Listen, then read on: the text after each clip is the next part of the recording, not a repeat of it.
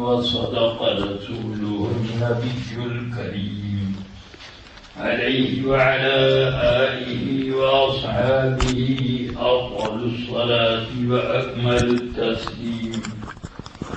نہایت احترام و عقیدت اور غایت عشق و محبت کے ساتھ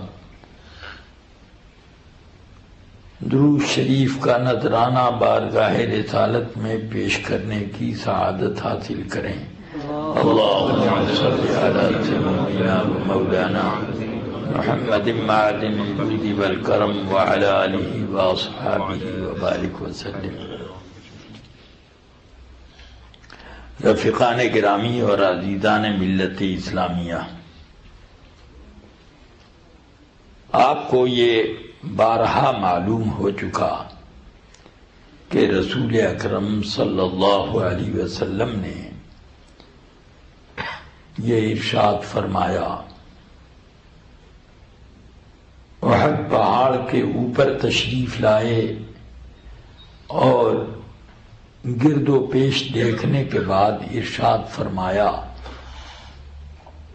کہ میں تمہارے گھروں کے بیچ میں فتنوں کی بارش اس طرح دیکھتا ہوں جیسے آسمان سے پانی برستا ہے. مطلب یہ ہے کہ تمہارے گھروں کے بیچ میں فتنے گر رہے ہیں اور میں دیکھ رہا ہوں. اس وقت تو کسی اور نے نہ دیکھا ہو تو بتایا نہیں، لیکن رسول اکرم صلی اللہ علیہ وسلم نے ان فتنوں کو برستے ہوئے دیکھا. سیدنا حذیفہ رضی اللہ تعالی عنہ کی یہ حدیث بخاری وغیرہ میں موجود ہے کہ حضرت امیر المومنین عمر فاروق نے پوچھا، تم میں سے کون لوگ ہیں جنہیں رسول پاک سے فتنوں کے بارے میں حدیثیں سننے کا موقع ملا، وہ میرے سامنے پیش کرو. حضرت حذیفہ رضی اللہ تعالی عنہ نے فرمایا، ہاں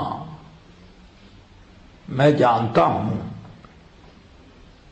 کہ فتنوں کی حدیثیں رسول پاک نے بتائی تھی. تو حضرت عمر نے فرمایا، ہاں میں تمہیں بھی جانتا ہوں، انک لعلی ذالک جریء، تم اس معاملے میں ذرا بڑے جرأت مند اور ہمتی تھے کہ رسول پاک صلی اللہ علیہ وسلم سے آنے والے فتنوں کے بارے میں پوچھتے رہتے تھے اور حدیثیں جمع کرتے تھے. تو انہوں نے کہا کہ بولو کیا ہیں وہ حدیثیں. انہوں نے فرمایا کہ فتنۃ الرجل فی مالہ و اہلہ، آدمی کے کچھ وہ فتنے بھی ہیں کہ اپنے مال کی وجہ سے، اپنے آل اولاد کی وجہ سے فتنے میں مبتلا ہوگا. مال کی وجہ سے کہ اپنا مال بچانے کے لیے کسی دوسرے کا کوئی نقصان کر دیا، یا اپنا مال بڑھانے کے لیے کسی دوسرے کو کچھ دھوکہ دے دیا. تو یہ فتنے بھی ہوں گے، اور بچوں اور بال بچوں کی وجہ سے کہ اپنے بچوں کی وجہ سے دوسروں کے بچوں کی پٹائی کر دے گا، ان کو کچھ سخت سست باتیں کہہ دے گا. بچوں میں اختلافات ہوتے ہیں اور ان اختلافات کی وجہ سے آدمی خود بڑوں سے لڑنا شروع کر دے گا کہ تیرے بچے نے ایسا کیا تو ویسا کیا. تو امیر المومنین عمر فاروق نے فرمایا، ان فتنوں کے بارے میں نہیں پوچھتا ہوں میں. تلک تکفرها الصلاۃ والصیام، کہ یہ وہ یہ وہ فتنے اور وہ گناہ ہیں کہ آدمی روزہ نماز کرے تو اس سے یہ گناہ مٹ جاتے ہیں، کفارہ بن جاتا ہے۔ اس سے یہ پتہ چلا کہ گناہوں کا کفارہ نیکیوں سے ہوتا ہے۔ قرآن حکیم میں بھی فرمایا ان تجتنبوا کبائر ما تنہون عنہ نکفر عنکم سیئاتکم، کہ اگر تم بڑے بڑے گناہوں سے بچو گے تو ہم تمہارے چھوٹے گناہوں کا کفارہ کسی طرف سے کر دیں گے۔ فرمایا اللہ تعالی نے اقم الصلاة طرفی النہار وزلفا من اللیل ان الحسنات یذہبن السیئات، نماز کو قائم کرو دن کے دونوں کناروں پر اور رات کی تاریکیوں میں، اس لیے کہ نیکیاں برائیوں کو مٹا دیا کرتی ہیں، نیکیاں گناہوں کا کفارہ بن جایا کرتی ہیں۔ یہ نصیحت ہے یاد کرنے والوں کے لیے۔ یہ اللہ تعالی نے فرمایا۔ حضرت سیدنا عمر فاروق نے حذیفہ رضی اللہ عنہ سے فرمایا میں اس قسم کے گناہوں اور فتنوں کے بارے میں نہیں پوچھ رہا ہوں کہ جن کا کفارہ نیکیوں اور نمازوں روزوں سے ہو جاتا ہے، میں ان فتنوں کو پوچھتا ہوں لیکن التی تموج کموج البحر، وہ فتنے کہ سمندر کی موج کی طرح سے آویں اور بہا کر کے لے کر کے سب کو چلے جائیں۔ کیا مطلب؟ ایسے فتنے کہ آبادی کی آبادی کو گمراہ کر دیں، آدمی کا ایمان بھی ہڑپ کر لیں، ایسے فتنے بتاؤ وہ کون ہیں؟ انہوں نے کہا، حضرت حذیفہ نے عرض کی کہ آپ کو اس سے کیا مطلب؟ ان بینک و بینہا لبابا مغلقا عسى ان یکسر، آپ کو ان فتنے کا کیا خطرہ؟ آپ کو ان فتنوں سے کیا مطلب؟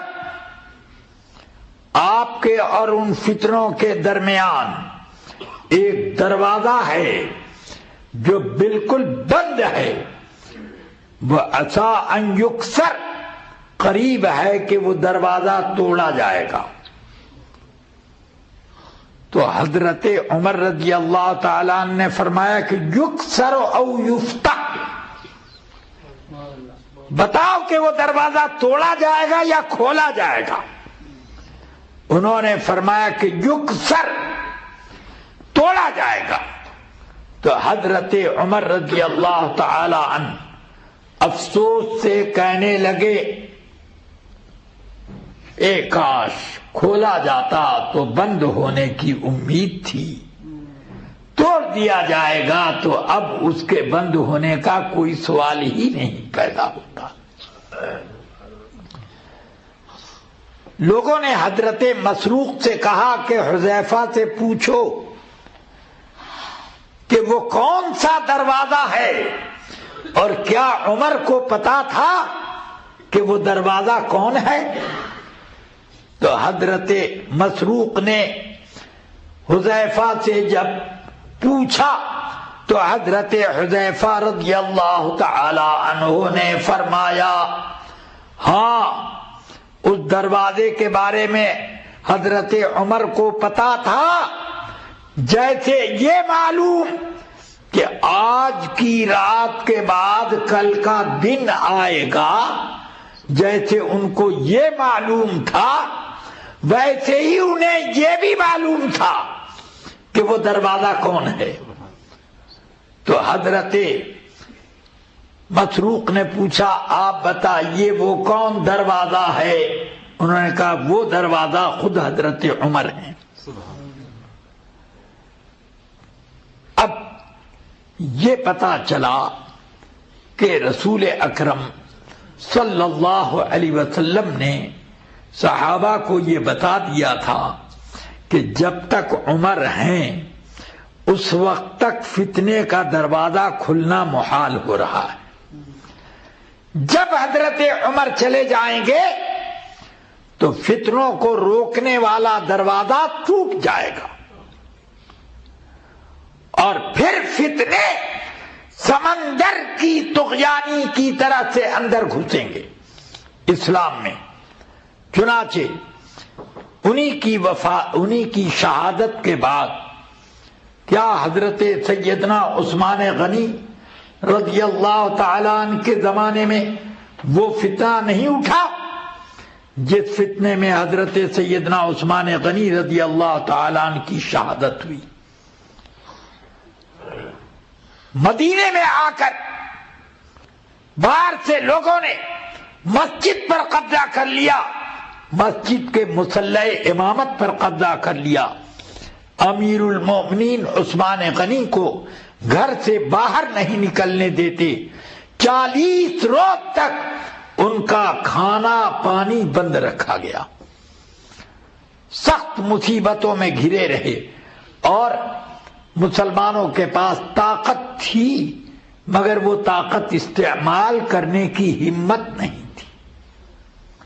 یہ کیفیت پیدا ہو گئی، اس طرح سے بلوائی مدینہ پاک پر قبضہ کر کے پڑے رہے۔ پھر وہ سلسلہ چلتا رہا جس کو رسول پاک صلی اللہ علیہ وسلم نے فرمایا کہ میری امت میں جب تلوار اٹھ جائے گی تو وہ قیامت تک نہیں رکھی جائے گی۔ اب وہ ایک دوسرے کی خون ریزی کا سلسلہ چلتا رہا۔ پھر مولا علی کرم اللہ تعالی وجہہ کے زمانے میں جنگ کتنی ہوتی رہی، اور وہ بھی اس وجہ سے کہ کچھ بلوائی اس قسم کے تھے کہ ادھر امیر معاویہ کی طرف لکڑی لگاتے، ادھر حضرت علی کی طرف، جھگڑے آپس میں ہوتے رہے، زوردار جنگ صفین تک ہو گئی۔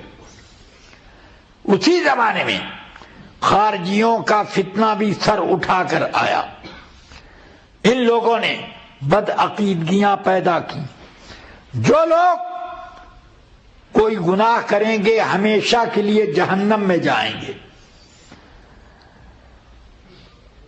ایسے ایسے عقیدے ان لوگوں نے ایجاد کیے کہ عورتیں اپنے حیض کے زمانے کی نمازوں کی بھی قضا کریں، جیسے روزہ قضا کرتی ہیں ویسے ہی نماز بھی حیض سے فارغ ہونے کے بعد وہ قضا کیا کریں۔ اس طرح سے وہ فتوے دیتے، حکم لگاتے تھے کہ رسول پاک صلی اللہ علیہ وسلم کو شفاعت کرنے کا کوئی حق نہیں۔ وہ یہ بھی حکم لگاتے تھے کہ اللہ کے سامنے کسی کی کوئی عزت نہیں، اور یہ بھی وہ حکم لگاتے تھے کہ مردوں کو ثواب پہنچانے سے ثواب نہیں پہنچتا۔ وہ یہ بھی حکم لگاتے تھے، وہ خارجی لوگ اس طرح پر حکم لگاتے کہ اللہ کے یہاں کسی کو کوئی وجاہت حاصل نہیں ہے، سب ایک دم ایک برابر ہیں، اور انہوں نے اور بھی بڑے بڑے مسائل میں اللہ تعالی کی شان میں گستاخیاں کی، رسول پاک صلی اللہ علیہ وسلم کی عظمت کے وہ منکر رہے۔ اسی بنا پر امیر معاویہ اور مولا علی میں اگرچہ باہمی اختلاف تھا، چھیڑ خانی بھی تھی، مگر ایک مرتبہ کسی جنگ میں ان خارجیوں نے مولا علی کے اوپر حملہ کر دیا تو حضرت امیر معاویہ رضی اللہ تعالی عنہ نے ان خارجیوں پر حملہ کیا۔ دونوں طرف سے خارجیوں کی پٹائی ہوئی، حضرت مولا علی ایک طرف، دوسری طرف سے حضرت امیر معاویہ رضی اللہ تعالی۔ فتنے نئے نئے مذہب پیدا ہوتے گئے، معتزلہ کا مذہب ذرا اور اسی مذہب خارجی کو تھوڑا سا آراستہ اور خوبصورت بنا کر معتزلہ نے ایک مذہب پیدا کیا کہ اللہ پر واجب ہے کہ نیکوں کو جنت میں پہنچائے، نہیں پہنچائے گا تو نا انصافی اس کی ہوگی۔ معاذ اللہ، اللہ کی مخلوق ہے، جس مخلوق کو جہاں چاہے رکھے، ثواب دے کے عذاب دے، اس کا حق ہے۔ ہاں کریم ہے، وہ اپنے کرم سے نیکوں کو جنت دے گا، فرض اور واجب نہیں ہے اس پر۔ ہاں اسی کو رسول پاک صلی اللہ علیہ وسلم نے فرمایا کہ لا يدخل احد الجنت الا برحمت اللہ، جنت میں کوئی اللہ کی رحمت کے بنا نہیں جا سکتا۔ ہم لوگ روزے اور نماز یہ اللہ کا حکم ہے ادا کرتے ہیں، یہ نہیں ہے کہ یہ جنت حاصل کرنے کے لیے نہیں، بلکہ ہماری ڈیوٹی ہے، یہ ادا کرنا ہے۔ اب اس ڈیوٹی کے ادا کرنے سے اللہ ہم سے راضی ہو جاتا ہے اور اپنی رحمت سے نہال کر دیتا ہے، یہ اس کا کرم ہے، اس پر فرض اور واجب نہیں۔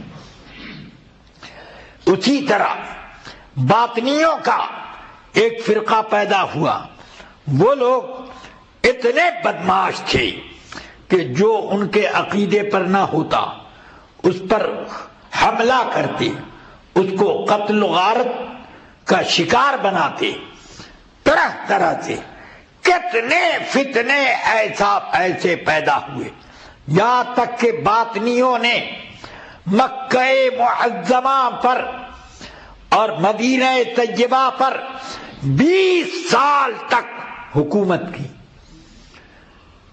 اور وہاں پر 20 سال تک غیر باطنی کو حج کرنے کے لیے آنے نہیں دیتے تھے، مگر چھپ چھپ کر کچھ لوگ اپنا حج اور زیارت کر لیا کرتے تھے۔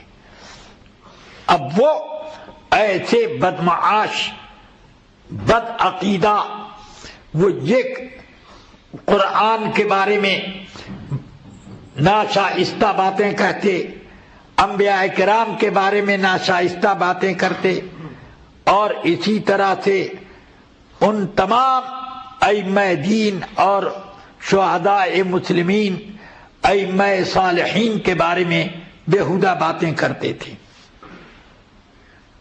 اللہ تعالی نے آہستہ آہستہ سب کی شوکت توڑی، اور حق رسول پاک کے زمانے سے لے کر اس طرح تک سے زندہ رہا جیسے آقا کائنات نے ارشاد فرمایا، لا یزال طائفۃ من امتی قائمین علی الحق لا یضرهم من خالفهم حتی یأتی امر اللہ۔ ہمیشہ میری امت میں ایک جماعت حق کو قائم رکھے گی۔ قائمین علی الحق کا معنی صرف یہ نہیں ہے کہ حق پر وہ قائم رہیں گے، بلکہ حق کو قائم رکھیں گے۔ لوگ حق کو بدلنے کی کوشش کریں گے، حق کو مٹانے کی کوشش کریں گے اس طریقے پر مٹائیں گے کہ فرمایا حدیث پاک میں رسول اکرم صلی اللہ علیہ وسلم نے کہ القائم علی الحق کالآخذ فی کفہ الجمرہ، حق پر قائم رہنے والا ایسے مصیبت پر ہوگا جیسے اپنی مٹھی میں دہکتا ہوا انگارہ لیے ہو۔ اور اس کا یہ بھی معنی کہ حق کو قائم رکھنے والے بڑی مصیبتوں میں ہوں گے، مگر لا یضرهم من خالفهم، حق کو قائم رکھنے کے معاملے میں ان کے مخالفین ان کو کوئی نقصان نہیں پہنچا سکتے، ان کو نقصان نہیں پہنچا سکتے۔ چنانچہ اب ذرا دیکھو، یورپ والوں نے پوری کوشش کی حق مٹ جائے، قادیانی پیدا کیا، قادیانیوں کو پیدا کرنے کے لیے وہابیوں کو پیدا کیا، دیوبندیوں کو پیدا کیا۔ قادیانی تو بعد میں پیدا کیے گئے، ورنہ اسی تقویت الایمان میں اسماعیل دہلوی نے لکھا یہ اللہ کی شان ہے کہ اگر وہ چاہے تو ایک لفظ کن سے ہزاروں محمد اور ہزاروں جبرائیل پیدا کر دی۔ یہ کہنے کا مطلب کیا ہے؟ کیا مطلب؟ یعنی اگر اللہ چاہے تو ایک غلام احمد نہیں پیدا ہو، ہزاروں پیدا کر دے اللہ۔ نبی ضرور آویں، نبی آنے کا راستہ وہ بنا رہا۔ پھر اس کے تھوڑے ہی دنوں کے بعد قاسم نانوتوی نے یہ لکھ دیا کہ اگر رسول اللہ کے زمانے میں یا رسول اللہ صلی اللہ علیہ وسلم کے بعد کوئی نبی پیدا ہو جائے، جب بھی حضور خاتم النبیین رہیں گے۔ یعنی جو جھگڑا ہو رہا تھا تقویت الایمان کی عبارت کی وجہ سے کہ ہزاروں محمد کیسے پیدا ہو سکتے ہیں، وہ تو خاتم النبیین ہیں، آخری نبی ہیں، ان کے بعد کسی نبی کے آنے کا امکان ہی نہیں ہے، تو پھر کیسے دوسرا کوئی محمد یا دوسرا کوئی نبی آئے گا؟ تو اس کا جواب دیا اس نے، قاسم نانوتوی نے نکالا کہ نہیں، خاتم النبیین کا مطلب یہ نہیں ہے کہ آخری نبی ہے، بلکہ اس کا مطلب یہ ہے کہ آپ سب سے افضل نبی ہیں اور سب نبی آپ کے ماتحت ہیں، آپ سب سے بڑے نبی ہیں، یہ مطلب۔ تو اگر حضور کے زمانے میں کوئی نبی آ جائے یا بعد میں کوئی نبی آ جائے تو پھر کوئی فرق نہیں پڑتا، آپ خاتم النبیین رہ جائیں گے، یہ اس نے کہا۔ اس پر بڑے اختلافات پیدا ہوئے۔ غلام احمد قادیانی نے نبوت کا دعویٰ کر دیا قادیان میں، اس کی حمایت بھرپور ہوتی رہی، یورپ کی طرف سے، مگر اس کی حمایت اہل اسلام نے نہ کی، بلکہ مسلمانوں نے جم کر کے اس کی مخالفت کی۔ اعلی حضرت رضی اللہ تعالی مستقل ایک ماہنامہ رسالہ نکالتے تھے، قہر الدجان علی مرتد قادیان، اس کے رد میں ہر مہینے ایک رسالہ نکلتا تھا۔ یہ شان اہل حق نے مقابلہ کیا تو، اور حکومت نے پورے طور پر غلام احمد قادیانی کی مدد کی، مگر نتیجہ کیا نکلا؟ آج بھی قادیانی ہندوستان میں نہیں پنپ پاتے، ان کو پنپنے کے لیے دارالحرب ہی میں پناہ کی جگہ ملتی، کسی دارالاسلام میں ان کو پنپنے کی جگہ نہیں ملتی۔ یہ فتنہ ہے۔ ایسے ایسے کتنے فتنے پیدا ہوئے۔ فتنہ تو حضرت رسول پاک کی وفات اقدس کے بعد ہی مسیلمہ کذاب اور اسود انسی نے کھڑا کیا، نبوت کا پرچم لے کر کے وہ آگے آ گئے، مگر مسلمانوں نے چند ہی دنوں کے اندر سارے مسیلمی اور سارے انسیوں کا خاتمہ کر کے رکھ دیا۔ ایک مسیلمہ کا ماننے والا پورے عرب میں کہیں نہیں ملتا تھا، ایک انسی کا پتہ نہ یمن میں تھا، نہ نجد میں تھا، نہ عراق میں تھا، نہ حجاز میں تھا۔ یہ شان تھی کہ مسلمانوں نے صفایا کر دیا۔ مگر حضرت عمر فاروق کے زمانے سے جو فتنہ پیدا ہوئے، ان کے بعد جو فتنے پیدا ہوئے، ان کے زمانے کے بعد کے فتنوں کی ایک نہ ایک شاخ دنیا میں زندہ رہ گئی۔ چنانچہ معتزلہ اور خارجی دنیا سے چلے گئے، مگر ان کے عقیدے پر چلنے والے آج بھی زندہ ہیں۔ شفاعت کا انکار کرنے والی کوئی قوم زندہ ہے کہ نہیں؟ اس طرح پر کوئی یہ زندہ ہے کہ نہیں؟ یہ کہنے کے لیے کہ ثواب پہنچانے سے کسی کو ثواب نہیں پہنچتا، گناہ کرنے سے آدمی ہمیشہ ہمیشہ کے لیے جہنمی اور کافر ہو جاتا ہے۔ ایسا عقیدہ رکھنے والے بھی اس زمانے میں موجود ہیں۔ اور نبی پاک صلی اللہ علیہ وسلم کو وہ اپنے جیسا سمجھتے تھے، آج بھی ایسے لوگ موجود ہیں جو اپنے جیسا سمجھتے ہیں۔ بہرحال مجھے یہ کہنا ہے کہ اللہ تبارک و تعالی نے اسلام کی زندگی کے لیے اہتمام کر دیا ہے قیامت تک کے لیے۔ ہر آدمی کی یہ ذمہ داری ہے کہ خود اپنے آپ کو اور اپنے گھر والوں کو ایمان پر قائم رکھے۔ قُوا أَنفُسَكُمْ وَأَهْلِيكُمْ نَارًا۔ علماء کی ذمہ داری ہے کہ پوری قوم کو سنبھالے، اور عوام کی ذمہ داری ہے کہ خود اپنے آپ کو اور اپنے گھر والوں کو بچائیں۔ اور یہ یاد رکھیں کہ نیکیاں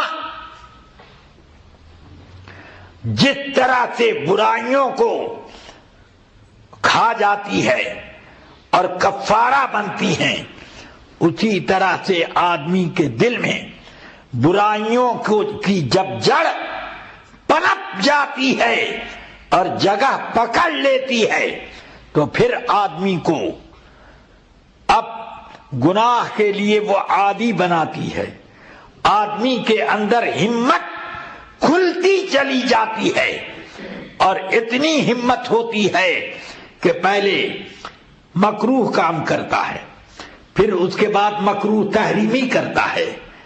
ارے چلو مکروہ ہی نہ ہے، عالموں نے تحریمی کر دیا ہے، چھوڑو مکروہ ہی نہ ہے، اب مکروہ تحریمی کرنے لگے گا، پھر کہ ارے یہ حرام ہے، چلو ایک بار کر لو بعد میں دیکھا جائے گا، توبہ کر لیں گے، ہمت کھل گئی، پھر اور آگے بڑھا، چلو یار ابھی زندگی بہت باقی ہے، آگے توبہ کر لی جائے گی، کل کر لیں گے، پرسوں کر لیں گے، پھر ہمت کھلی، چلو یار ایک کفر بکنے کی وجہ سے ہمیں اتنی دولت مل رہی ہے، چلو کفر بک کر اتنی دولت سمیٹ لو، پھر توبہ کر لیں گے، ختم ہو جائے گا معاملہ۔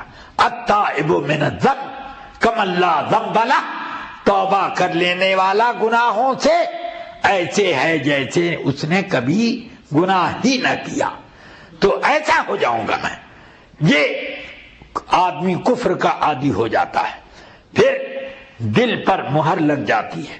رسول اکرم صلی اللہ تعالی علیہ وسلم ارشاد فرماتے ہیں کہ آدمی کا دل بالکل سفید ہوتا ہے، کہیں اس پر کوئی داغ نہیں. پھر جب وہ ایک گناہ کرتا ہے یا ایک جھوٹ بولتا ہے تو ایک باریک سا داغ، بہت باریک سوئی کی نوک کی طرح اس کے دل پہ پڑتا ہے. پھر وہ جھوٹ بولتا جاتا ہے، گناہ کرتا جاتا ہے، ایک ایک نقطہ پڑتا ہے، ایک ایک نقطہ پڑتا جاتا ہے، یہاں تک کہ پورا دل اس کا کالا ہو جاتا ہے. کالکوز مجخین، جیسے کہ ایک توا، کالا توا جو اوندھا ہو، الٹا توا، ویسا کالا ہو جاتا ہے آدمی کا دل کہ اگر اس کو دھو تو وہ صاف نہ ہو سکے، اس پر سفیدی نہ آ سکے.